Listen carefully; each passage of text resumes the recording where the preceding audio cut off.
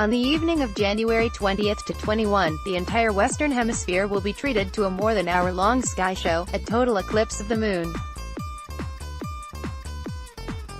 And the eruption of a volcano half a world away could make this particular event especially colorful, as in deep red. Total lunar eclipses aren't rare. They happen somewhere across the globe once a year or so. But not everybody can see them. People have to be on the night side of Earth to catch the dark shadow fall over the moon's face. A lunar eclipse occurs when Earth moves between the sun and a full moon. At first, the moon appears to darken a bit as the shadow cast by Earth sweeps across the lunar surface.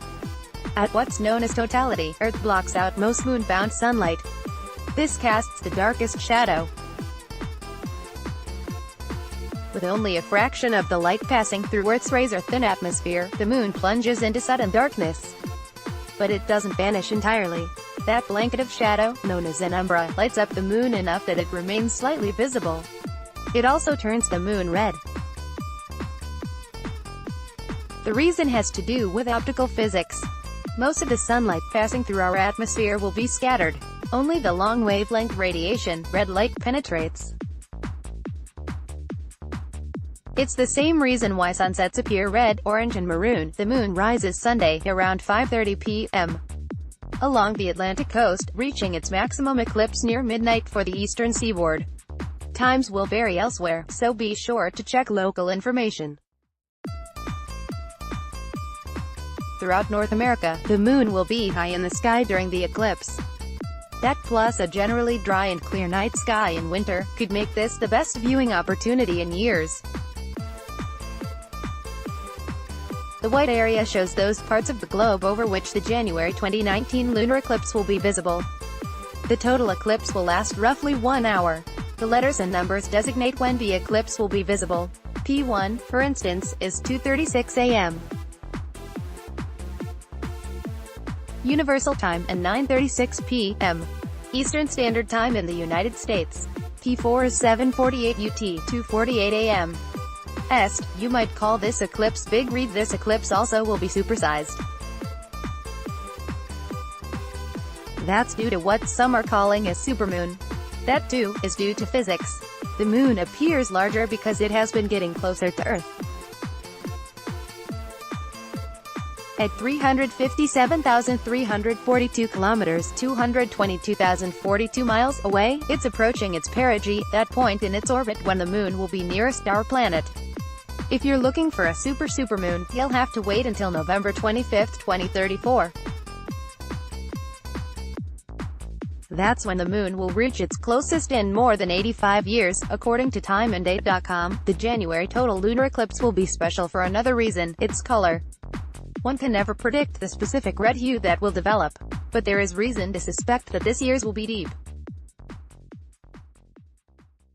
And that has to do with Anak Krakatau, Anak Krakatau. This volcano in Indonesia erupted with explosive force on December 22, 2018. The shock was so powerful that it sent a tsunami, a wall of water, racing ashore the beaches of the Sunda Strait. This sudden, forceful flooding killed more than 400 people, according to the Red Cross. Watch the eruption of Anak Krakatau on deck. 2018 is recorded by an infrared heat-sensing camera on Japan's Himawari 8 weather satellite. Volcano also lost 110 million cubic meters in volume, dropping 229 meters, 750 feet, in height. That's according to Indonesia's Center for Volcanology and Geological Hazard Mitigation. All that ash and other debris had to go somewhere. Much of it shot high into the atmosphere. Along with it came copious smoke and airborne particles spewed by erupting lava itself. This plume of ash and more towered to 16.1 kilometers, 10 miles, according to an analysis of data collected by the Japanese weather satellite Himawari 8. Much of the aerosol and particulate matter was swept up by the jet stream. That's a current of air that snakes around Earth some 10 kilometers, 6 miles, above the surface. From Indonesia, it takes about 2 weeks for this high-altitude air pollution to make one round-the-world trek. so by mid-January, all the aerosols were fully mixed within the southern hemisphere's upper atmosphere. Mixing between the two hemispheres takes much longer, since it's summer there. The southern hemisphere is pointed toward the sun. That means sunlight passing through Earth's atmosphere during totality will stream through more of the southern hemispheres, where all of that volcanic pollution is still hanging out. That should filter out even more sunlight than during a typical eclipse. If Sunday night's moon looks darker, browner or more obscured than usual for an eclipse, you'll know why. Turning to history, this isn't the first time a volcano has impacted eclipse viewing. The late Richard B. Stothers worked at NASA's Institute for Space Studies at the Goddard Space Flight Center in New York. He reviewed data on volcanic eruptions that had altered the color of eclipses. In 2005, he reported finding that recent volcanic activity seemed to darken a lunar eclipse.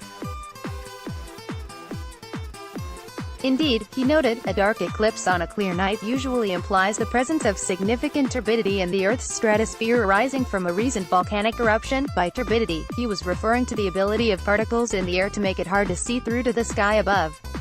A total lunar eclipse appeared over Boston, Massachusetts, on September 27, 2015.